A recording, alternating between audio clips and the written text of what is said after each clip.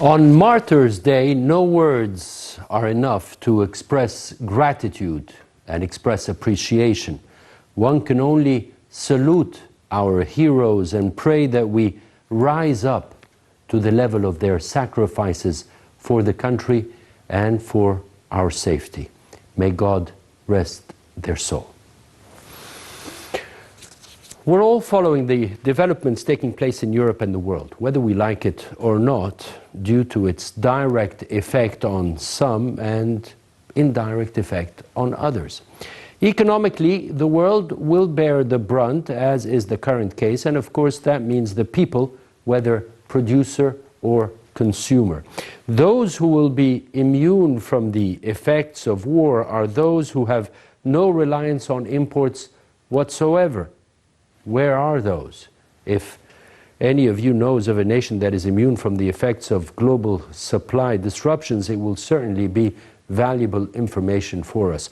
But what is certain is that some will be more affected than others. Good evening. You're watching The Business Insider here on Nile TV International. I'm Ayman Salah. Our weekly program aims to bring you the inside story affecting economies and business. We'll be back.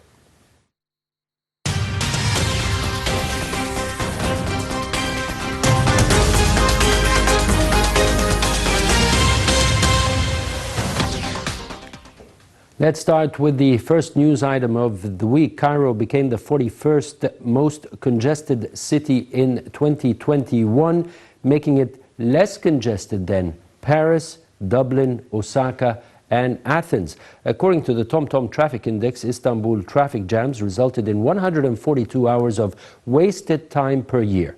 Moscow, 140 hours of wasted time. Kiev, 128 hours. Bogota, 126 hours of wasted time, and Mumbai, 121 hours. Cairo traffic wastes around 80 hours per year. The time consumption of our commutes have decreased over the last 2 years ago, becoming 5% lower than in 2019, with attribution to the massive transport infrastructure push that has contributed to this progress, with the lion's share of allocations in the infrastructure public spending plan for the fiscal year 2021-2022. Around 245 billion Egyptian pounds were earmarked for roads, bridges and river ports, and 27 billion allocated for the railways alone. Second and final news item for the week is that oil reached new highs on Tuesday, a level not seen since 2008. This came after the US and England announced a Russian oil ban, marking a significant escalation of the economic warfare being waged on Moscow. Brent rose as much as 7% to $133, while US crude closed at 123.7, having reached 129 earlier in the session. The move is not viewed as being a critical blow to Russia's energy sector, which provides only around 8% of the US and UK's oil. Meanwhile, Russia is responding by banning exports of certain raw materials until the end of the year, but it is not clear which raw materials it will block, nor which countries will face restrictions. Russia is also a major exporter of nickel, palladium, and uranium. We'll be back.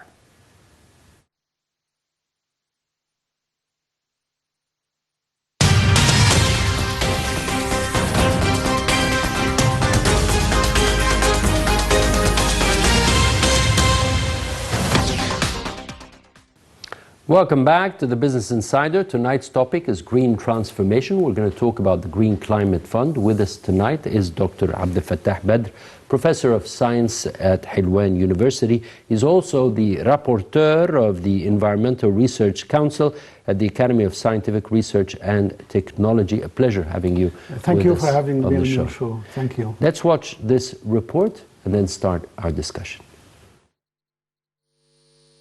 As it is due.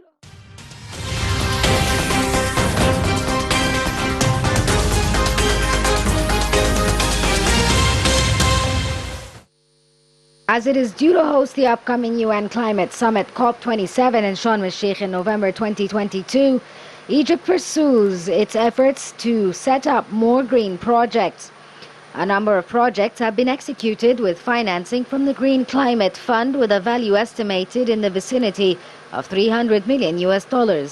Those include protecting the northern coast as well as the Benban solar plant. The Chief of Government, Prime Minister Mustafa Madbouli, met with the Executive Director of the Green Climate Fund on Monday and asserted that the country is ready to establish projects in priority areas, namely renewable energy, green transport, agricultural, protecting the Nile Delta, and the northern coast and water desalination. The Benban Solar Park, which is located in Aswan, includes more than 32 solar energy projects from photovoltaic cells with a total capacity of about 1,465 megawatts. This is considered one of the world's biggest solar parks. The fund regards the country as a priority due to the outcomes of the project that serve the goals of green transformation, including replacing old power plants with new ones that rely on renewable energy. Egypt seeks to further cooperate with the fund and secure financing for green transformation projects, a task that is being exerted in cooperation with a group of Egyptian banks to settle on strategy for providing investment in green projects. The initiatives are seen as a success story that can be shared during the COP27 and an opportunity for Egypt to showcase its green projects and potential of growth. The country has been engaged in talks with a host of international partners in its preparations of COP27, which seeks to gather support for efforts to reduce carbon emissions and provide funding for developing countries to deal with the repercussions of the climate change.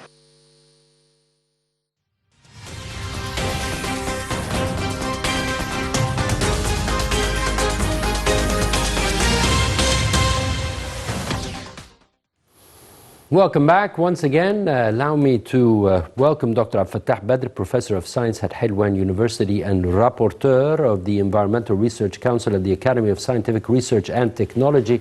Again, a pleasure having you on the show. Let's start with the Green Climate Fund. Yes. What is the Green Climate Fund and what's its importance? The Green Climate Fund is a platform formed by the United Nations by 194 countries, now 197. And the purpose of this fund is to fund the projects, green projects, which is not polluting the environment, is not increasing the climate change. It's called eco-friendly projects.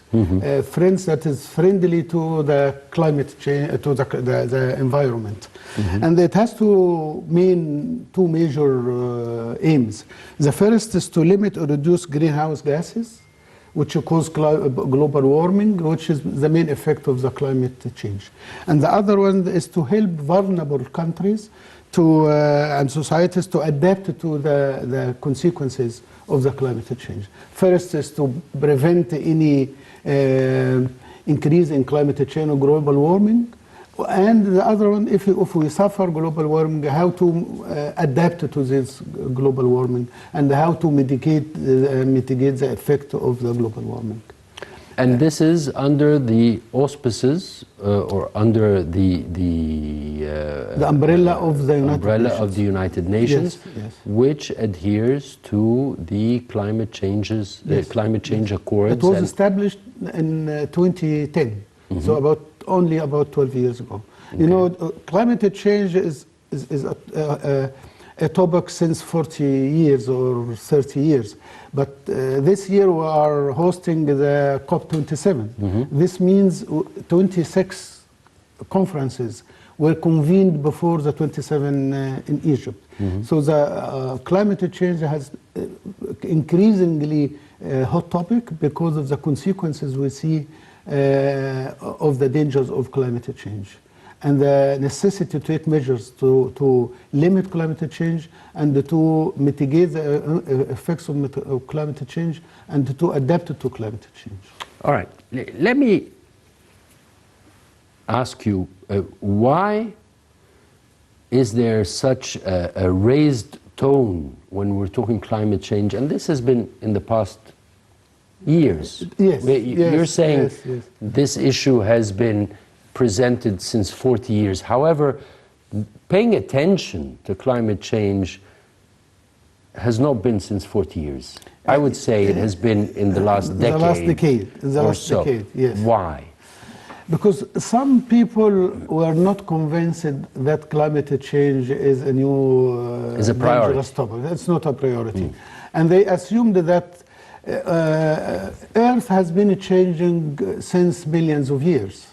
And changing in Earth comes and goes. We know glacials when the Earth was cold, and of course when the Earth is cooling, it's sometimes some years are hotter than others. But on the records, the activities, the human activities now make the changes in temperature and rainfall and other measures of climate change, like extreme weather, extreme cool weather, or extremely cold, hot weather, extreme heat, extreme water, floods.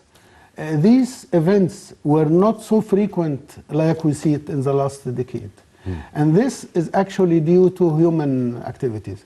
And the most important human activities in industrialization and the release of some gases which cause global warming, like carbon dioxide, like methane, like chlorofluorocarbons. These carbon are increasingly produced, and these enhance global warming by increasing temperature. You're saying human activities. It's one can say it's not human activities, it's the activities of the industrialized nations, which has contributed to the degradation of the climate throughout the years. This is a very important topic, because actually the most countries producing climate change damaging gases are the industrialized. If we can name some countries, are the United States, China are the two big producers of greenhouse gases, of carbon dioxide and others, and they are the least reluctant to actually act against the climate change, but particularly before the present government in the United States. Biden and his team believe that climate change is dangerous, and they came back to the Paris Agreement on climate change. But the former president was not so keen about climate change. He does not believe actually he didn't actually believe in climate change.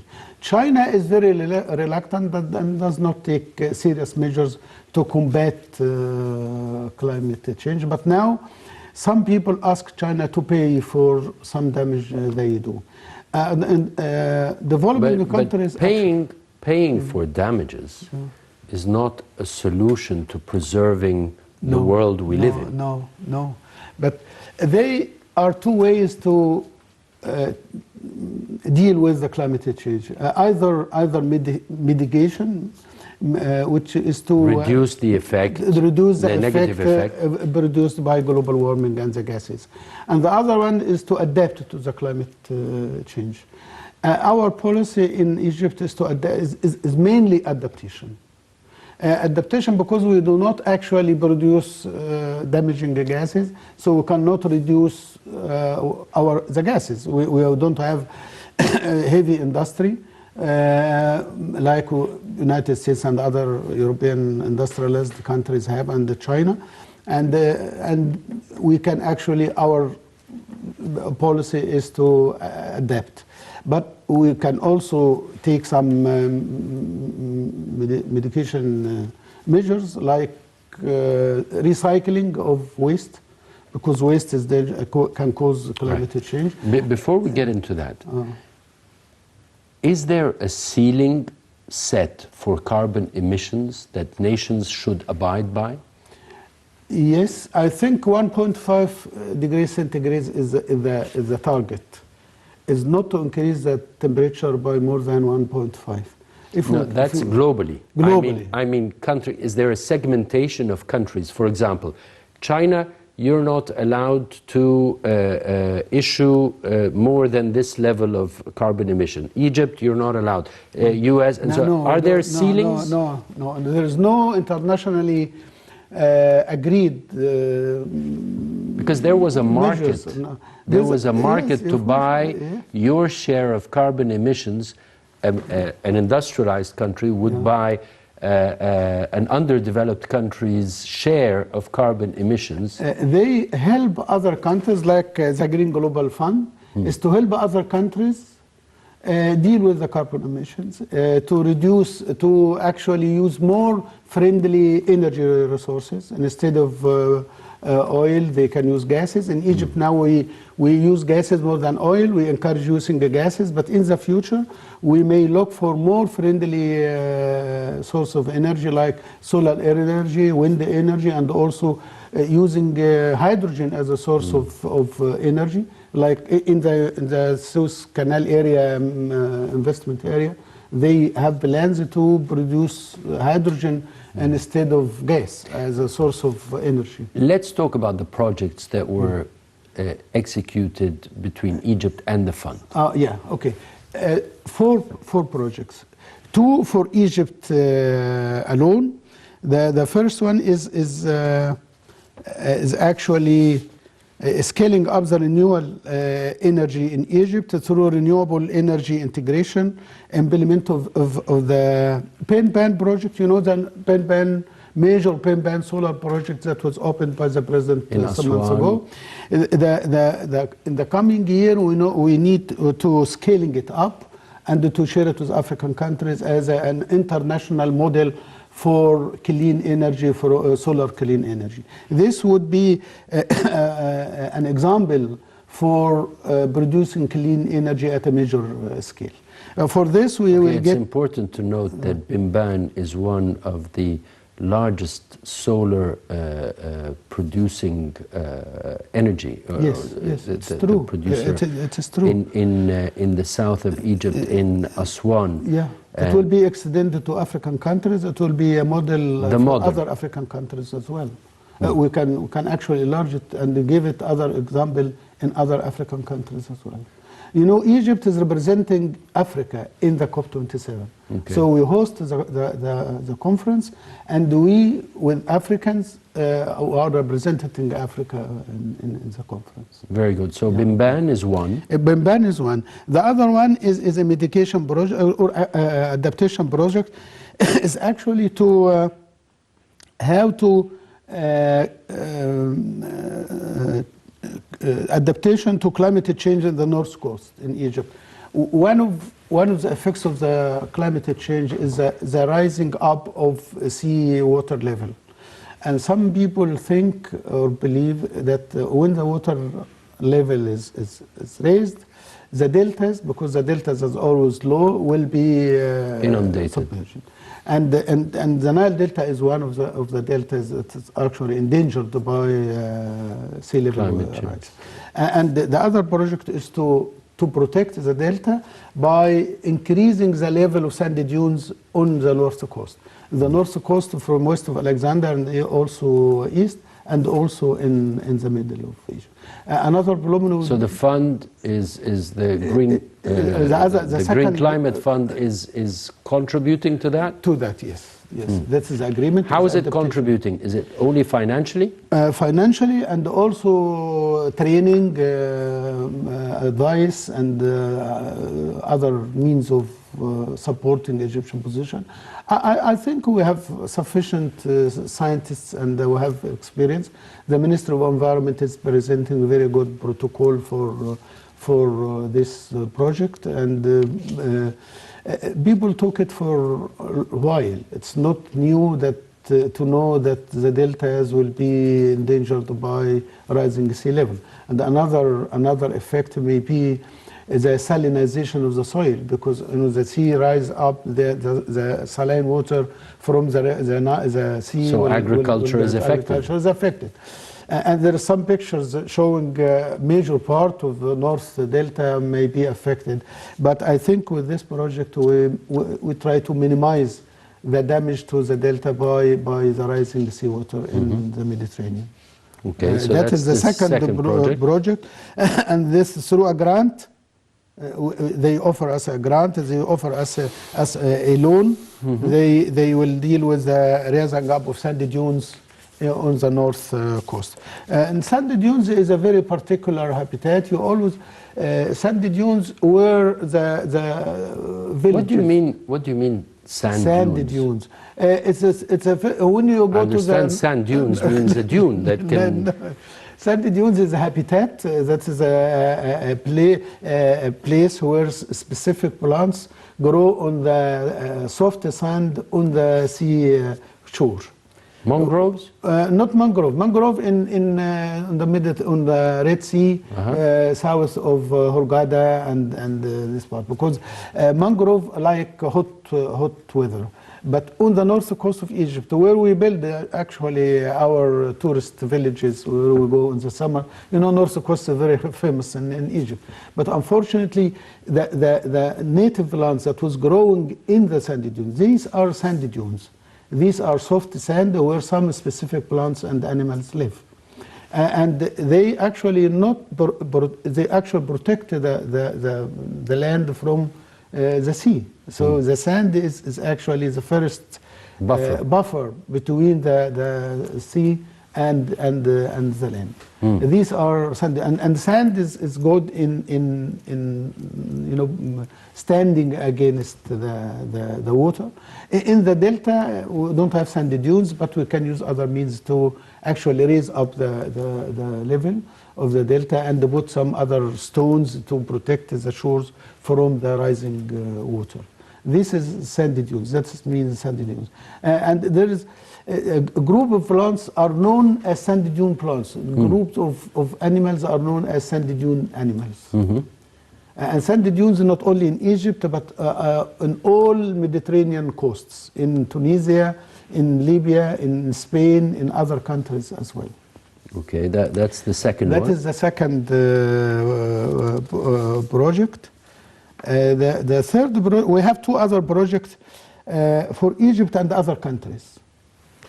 It's not only for Egypt, but one project actually is given for Egypt, some African countries, and some South American countries, and some Caribbean countries. And this is to technical assistance. They give technical assistance, and they give some loans, and to include capacity building for local people, and the micro and the small medium-sized enterprise projects to do assessment and monitoring the situation in these countries, and how to teach people and how to train people to take care of climate change measures. Is that to reduce pollution, for example? Is it sort of an environmental impact assessment? Environmental impact assessment is a study made to decide what to do.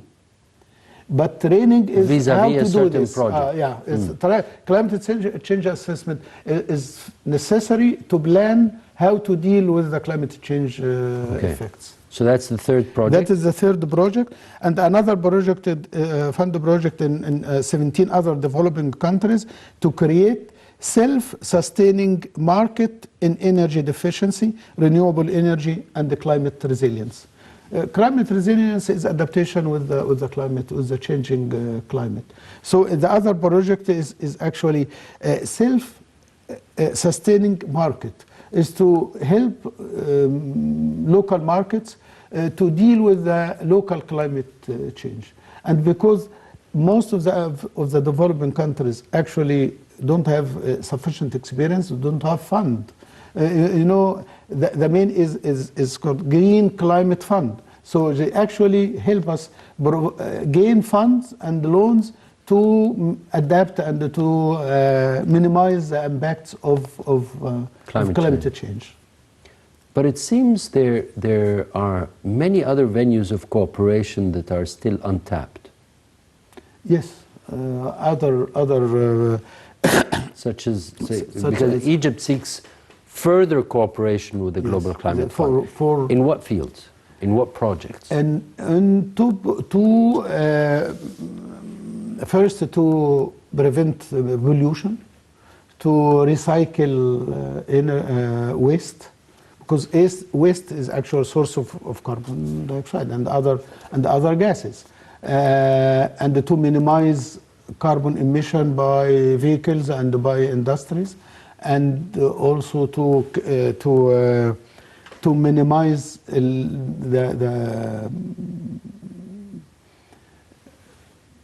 using energy that is harmful to the environment, to replace some carbon dioxide producing energy with eco-friendly. Right. Let's take it in a different context. Yeah. What are the main sources of pollution?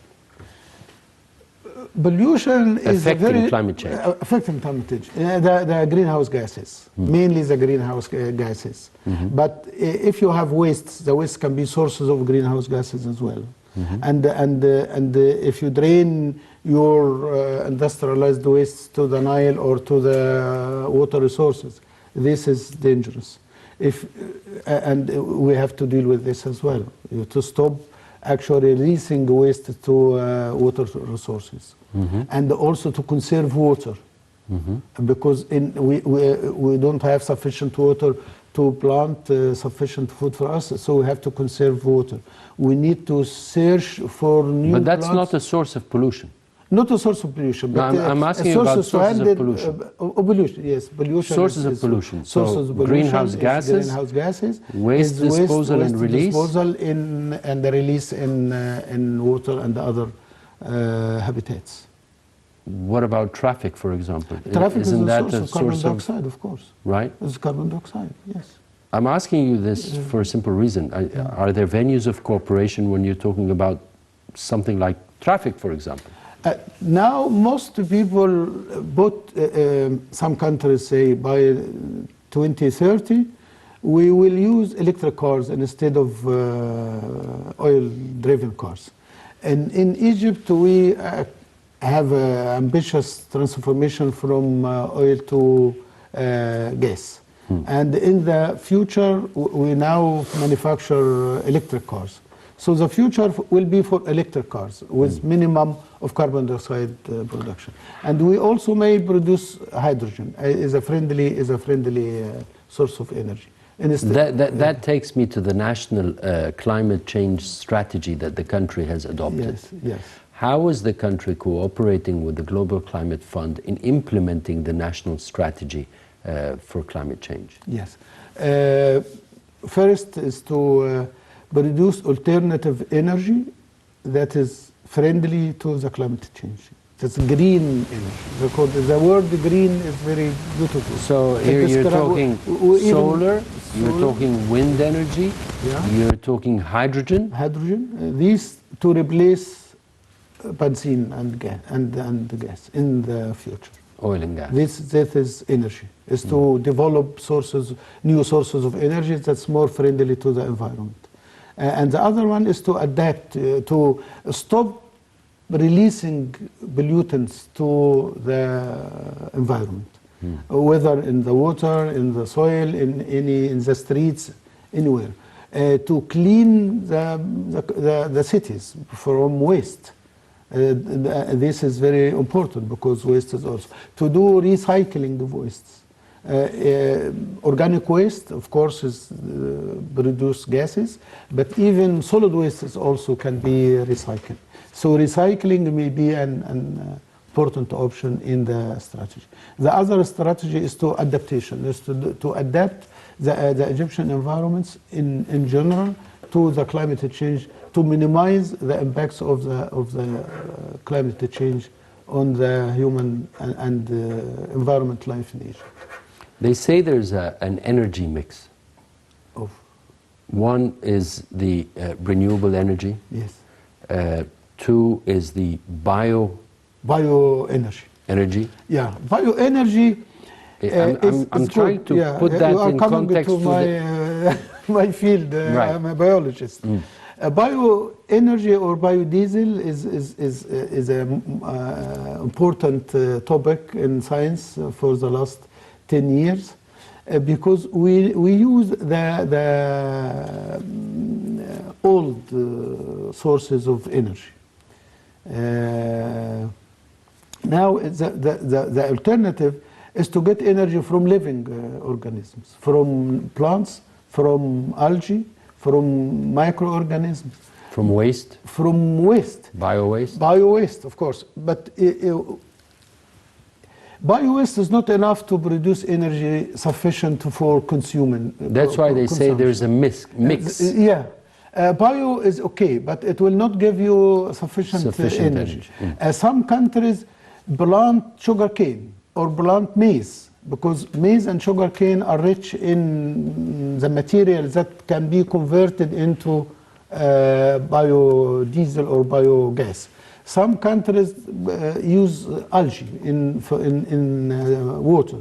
You know, algae are small plants that lives in fresh or saline water. And some people say, okay, algae is not used for food and so on. Our policy with the Food and Agriculture Organization is Egypt is against biodiesel because we don't have sufficient food from the biological material we grow. So we cannot waste this for oil. So this cannot be included within our mix. No, that's not the right way of Egypt. That's not the policy actually of Egypt. And the Egyptian policy in the Food and Agriculture Organization is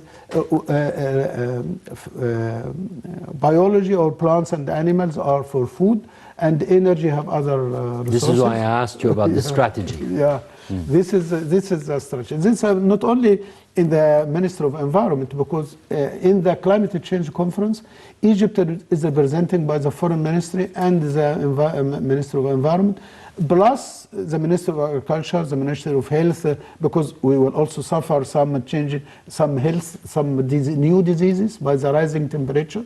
We will suffer, our agriculture will suffer because of the climate change. We need to cultivate new plants and to develop new varieties of plants, and this will cost us. And probably the agricultural productivity of Egypt will be reduced due to the rising of the seawater in the Nile Delta.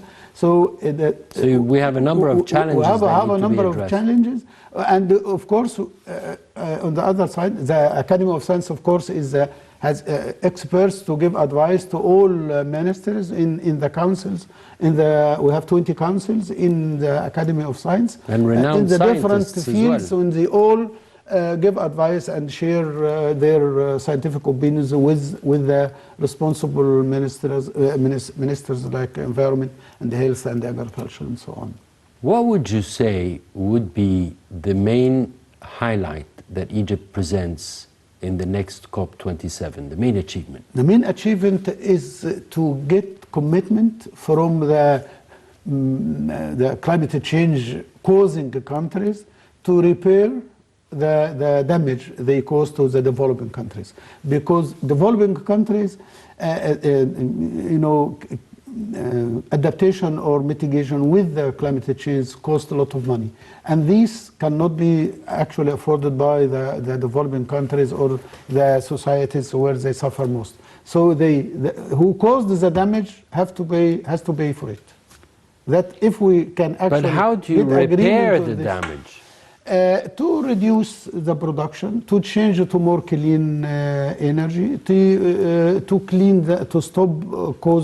stop releasing waste to the environment, all the measures we just mentioned. Unfortunately, at the beginning of COVID-19, the environment started to heal first when all the activities were reduced.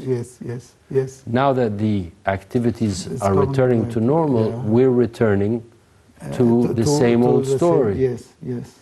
But probably now, many car manufacturers actually try to produce electric cars instead of oil. But it's not only cars, it's also factories, it's also all the pollutants. Actually, they can reduce the emission of carbon dioxide. They can invent some means to not to stop carbon dioxide, but actually to reduce carbon dioxide. And by sticking to pledges made. Yes. Dr. Abdel Fattah Badr, Professor of Science, Helwan University, the rapporteur of the Environmental Research Council at the Academy of Scientific Research and Technology. Pleasure having you on the show. Thank you. It was my pleasure. It was nice talking with you and about this important topic. Thank you very much. Wishing you the best of luck in this Thank you. imperative topic. I think the responsibility is borne by each and every one of us to protect the global environment, by each doing his or her share, and by teaching our kids that the environment is what's left for us to live in. I'm Ayman Salah. Good night.